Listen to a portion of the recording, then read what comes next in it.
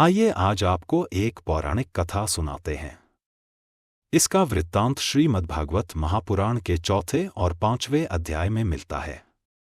इसमें कलयुग के दौरान भक्ति शून्य होते समाज में श्रीमद्भागवत महापुराण के श्रवण के द्वारा भवसागर पार करने का उपाय भी बताया है। एक समय की बात है, तुंगभद्रा नदी के तट पर एक सुंदर और समृद्ध नगर बसा हुआ था। वहां के निवासी सनातन धर्म का आचरण करते हुए सत्कर्मों में रत रहते थे। उस नगर में समस्त वेदों के विशेषज्ञ, विद्वान और तेजस्वी ब्राह्मण आत्मदेव भी रहा करते थे।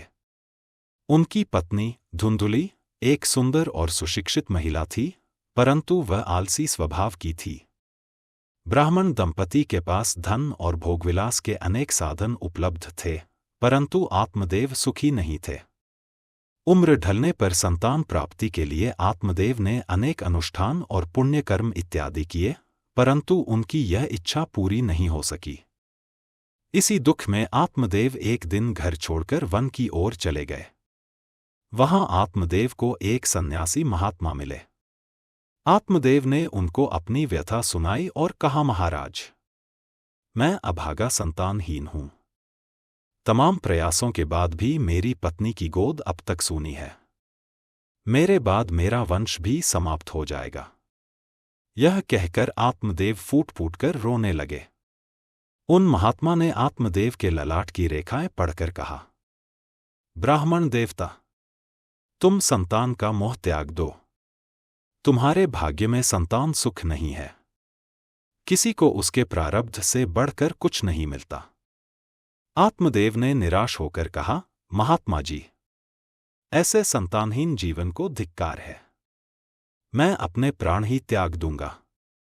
महात्मा जी को आत्मदेव पर दया आ गई और उन्होंने आत्मदेव को एक फल देकर कहा, इसे तुम अपनी पत्नी को खिला देना, इससे तुम्हें संतान की प्राप्ति होगी।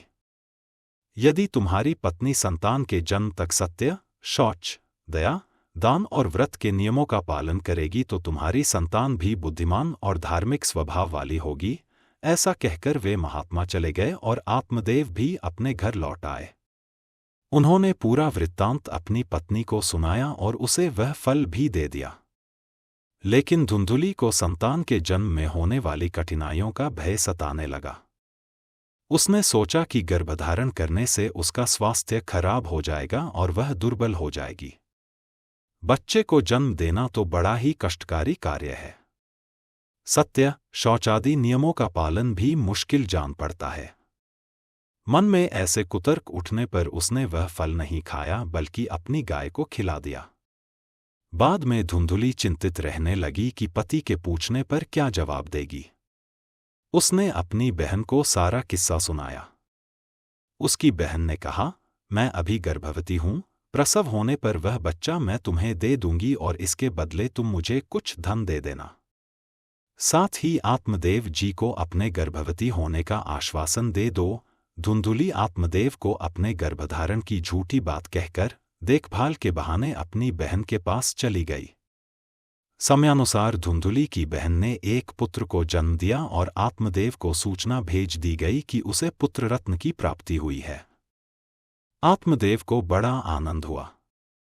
समझौते के अनुसार धुंधुली अपनी बहन को धन देकर उस बालक को अपने साथ ले आई और बालक का नाम धुंधुकारी रखा। उधर फल खाने के कारण गाय ने भी एक मनुष्याकार बच्चे को जन्म दिया। वह सर्वांग सुंदर, दिव्य तथा सुवर्ण की सी कांति वाला था। सब लोगों को भी बड़ा आश्चर्य हुआ और वे बालक को देखने के लिए आने लगे। आत्मदेव ने उस बालक के गौ के से कान देखकर उसका नाम गोकर्ण रखा और उसका भी पुत्रवत पालन किया। कुछ काल बीतने पर वे दोनों बालक जवान हो गए। उनमें गोकर्ण तो बड़ा पंडित और ज्ञानी हुआ, किंतु धुंधुकारी बड़ा ही दुष्ट निकला। धुंधुकारी क्रूर और हिंसक स्वभाव का था। वह चोरी, लूट और अन्य कुकर्मों में लिप्त रहता था। वेश्याओं के जाल में फंसकर उसने अपने पिता की सारी संपत्ति नष्ट कर दी। एक दिन वह अपने माँ बाप से मारपीट कर घर के सब सामान उठा ले गया। अपने पुत्र के दुर्व्यवहार से दुखी होकर आत्मदेव ने सोचा कि ऐसे कुपुत्र से तो संतानहीन होना ही अच्छा था। इसने तो सारी संपत्ति का भी नाश कर दिया। अब हमें बुढ़ापे में कौन सहारा देगा? उसी समय परम ज्ञानी गोकर्ण जी वहां आए और अपने पिता के मन की बात जानकर उन्हें समझाया। पिताजी, जिस प्रकार फतिंगा दिए की लौ से आकर्षित होकर उसके आसपास फड़फड़ाता रहता है और उसी में जलकर भस्म हो जाता है, उसी तरह मानव भी भगवान की रची माया द्वारा रिश्ते, घर और धन को अपना लक्ष्य बनाकर पूरा जीवन इसे पाने के प्रयास में व्यर्थ कर देता है। यह संसार नश्वर है, केवल ईश्वर ही शाश्वत सत्य है। भगवत भजन करें और जीवन मरण के बंधन से मुक्त होकर परमात्मा को प्राप्त करें। गोकर्ण की इन बातों से प्रभावित होकर आत्मदेव ने वन गमन कर वैराग्य का मार्ग अपनाया। उन्होंने दिन रात भगवान की भक्ति की और श्रीमद्भागवत का पाठ करते हुए अंततः ईश्वर की कृपा प्राप्त कर ली। पिता के वन जाने के बाद एक दिन धुंधुकारी ने अपनी मां को धन के लिए बुरी तरह पीटा। अपने बेटे के अत्याचारों से तंग आकर धुंधुली ने कुएं में कूदकर प्राण त्याग दिए। गोकर्ण जी सांसारिक घटनाओं से उदासीन थे तथा वैराग्य के पथ पर अग्रसर होकर वह तीर्थ यात्रा पर निकल गए। धुंधुकारी वेश्याओं को घर ले आया और भोगविलास की सामग्री जुटाने के लिए विभिन्न अपराध करने लगा। एक दिन वेश्याओं ने उससे गहनों की मांग की तो धुंधुकारी ने चोरी डकैती करके उन्हें सुंदर वस्त्र और गहने लाकर दिए। यह देखकर वेश्याएं सोचने लगीं कि अगर राजा के सैनिक धुंधुकारी को ढूंढते हुए आ गए तो सारा धन छिन जाएगा। इसलिए उन्होंने सोते हुए धुंधुकारी को मारने का निश्चय किया। उन्होंने रस्सियों से बांधकर उसे फांसी लगाने की कोशिश की, पर जब वह नहीं मरा तो उसके मुख पर जलते अंगारे डाल दिए, जिससे तड़प तड़प कर उसकी मृत्यु हो गई। फिर उन्होंने उसके शव को एक गड्ढे में दबा दिया और उसकी सारी संपत्ति लेकर भाग गई। धुंधुकारी अपने जीवन में किए पापों के परिणामस्वरूप प्रेत योनि में भटकने लगा। वह भूख प्यास से व्याकुल होकर बवंडर के समान उत्पात मचाता रहता, परंतु उसे कहीं भी शांति नहीं मिली। कुछ समय बाद गोकर्ण जी को लोगों से धुंधुकारी की मृत्यु का समाचार मिला। उन्होंने धुंधुकारी की आत्मा की शांति के लिए शास्त्रानुसार गया जी में उसका श्राद्ध किया।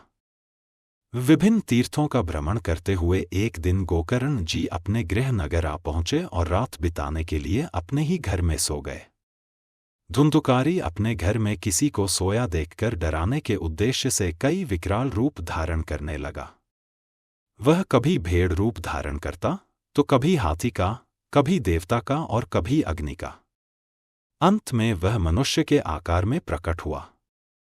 ये विचित्र अवस्थाएं देखकर गोकर्ण ने समझ लिया कि यह कोई दुर्गति को प्राप्त हुई आत्मा है। तब गोकर्ण जी ने धैर्यपूर्वक पूछा, तुम कौन हो और रात्रि के समय ऐसे भयानक रूप क्यों दिखा रहे हो? तुम्हारी यह दशा कैसे हुई? गोकर्ण जी की बात सुनकर वह प्रेत जोर जोर से रोने लगा और बोला, मैं तुम्हारा भाई धुंधुकारी हूं। मैंने पाप कर्मों में अपना जीवन नष्ट कर दिया। मेरे कुकर्मों की कोई गिनती नहीं है। मैं धन व भोगविलास के लिए लोगों से हिंसा करता रहा और अंत में मुझे तड़पा तड़पा कर मार दिया गया। अब मैं अपने कर्मों के फलानुसार प्रेत्योनि की प्रताड़ना भोग रहा हूं। मेरे भाई गोकर्ण, तुम तो बहुत दयालु हो, मुझे किसी भी प्रकार प्रेत योनि से छुटकारा दिलवाओ। गोकर्ण ने धुंधुकारी की सारी बातें सुनी और बोले, भाई, यह तो बड़े आश्चर्य की बात है। तुम्हारी मृत्यु का समाचार मिलने पर मैंने तुम्हारी आत्मा की शांति के लिए गयाजी में विधिपूर्वक पिंडदान कर दिया था, परंतु अब मैं तुम्हारी प्रेत योनि से मुक्ति की कोई दूसरी विधि ढूंढता हूं। गोकर्ण जी ने वेद उपनिषदों में समस्या का उपाय खोजा, लेकिन कोई समाधान नहीं मिला। फिर उन्होंने अपने योग बल से सूर्यदेव का आह्वान किया और उनसे धुंधुकारी की आत्मा की शांति का मार्ग पूछा। सूर्यदेव ने कहा, तुम्हारे भाई की श्रीमद्भागवत कथा के सप्ताहपरायण श्रवण के द्वारा प्रत्योनि से मुक्ति संभव है। यह कहकर सूर्यदेव अंतर्ध्यान हो गए। गोकर्ण जी भी सूर्यदेव के कथनानुसार श्रीमद्भागवत के पाठ की तैयारी करने लगे। विभिन्न नगरों से लोग श्रीमद्भागवत की कथा को सुनकर अपने पापों की निवृत्ति के उद्देश्य से आने लगे। इस प्रकार वहां इतनी भीड़ इकट्ठी हो गई कि उसे देखकर देवताओं को भी आश्चर्य हुआ। जब गोकर्ण जी कथा सुनाने बैठे तब प्रेत भी वहां आ पहुंचा और अपने लिए स्थान ढूंढने लगा। इतने में ही उसकी दृष्टि एक साथ गांठ वाले बांस पर पड़ी। वह बांस के छिद्र में घुसकर कथा सुनने के लिए बैठ गया। गोकर्ण जी ने स्पष्ट स्वर में कथा सुनानी आरंभ कर दी। सायंकाल में जब कथा को विश्राम दिया गया तब एक विचित्र घटना घटी। उस बांस की एक गांठ तड़तड़ाकर फट गई। इसी प्रकार दूसरे दिन दूसरी गांठ फट गई। इस प्रकार 7 दिनों में धुंधुकारी श्रीमद्भागवत कथा सुनने से पवित्र होकर प्रत्योनि से मुक्त हो गया और बांस की 7 गांठों को फोड़कर दिव्य रूप धारण करके सबके सामने प्रकट हुआ। उसका शरीर पीतांबर और तुलसी की मालाओं से सुशोभित था तथा सिर पर मनोहर मुकुट और कानों में कुंडल झिलमिला रहे थे। उसने अपने भाई गोकर्ण को प्रणाम करके कहा, भाई, तुमने कृपा करके मुझे प्रेत्योनि की यातनाओं से मुक्त करा दिया। यह श्रीमद्भागवत की कथा धन्य है, इसके श्रवण से मेरे सभी पाप भस्म हो गए। इसी समय एक विमान वैकुंठवासी पार्षदों को लेकर उतरा। विमान से मंडलाकार प्रकाश फैल रहा था। पार्षदों ने कहा, आज हम लोग धुंधुकारी को लेने आए हैं। यहां सभी ने शुद्ध हृदय से श्रीमद्भागवत का श्रवण किया, किंतु केवल इस प्रेत ने 7 दिनों तक स्थिरचित्त से कथा का मनन और ध्यान किया। ध्यान न देने से श्रवण का, संदेह से मंत्र का और चित्त के भटकने से जप का कोई फल नहीं मिलता है। यदि बाकी श्रोता फिर से मन लगाकर श्रीमद्भागवत की कथा सुने तो निश्चय ही सबको वैकुंठ धाम की प्राप्ति होगी। और गोकर्ण जी, आपको भगवान स्वयं आकर गोलोक धाम ले जाएंगे। श्रावण मास में गोकर्ण जी ने फिर से श्रोताओं को कथा सुनाई। कथा की समाप्ति पर भगवान स्वयं प्रकट हुए। उन्होंने गोकर्ण जी को हृदय से लगाकर अपने ही समान बना लिया और अपने साथ गोलोक धाम ले गए। सभी श्रोतागणों को भगवत धाम की प्राप्ति हुई। इस प्रकार श्रीमद्भागवत की कथा सुनने मात्र से प्राणी जन्म मरण के बंधन से मुक्त हो जाता है।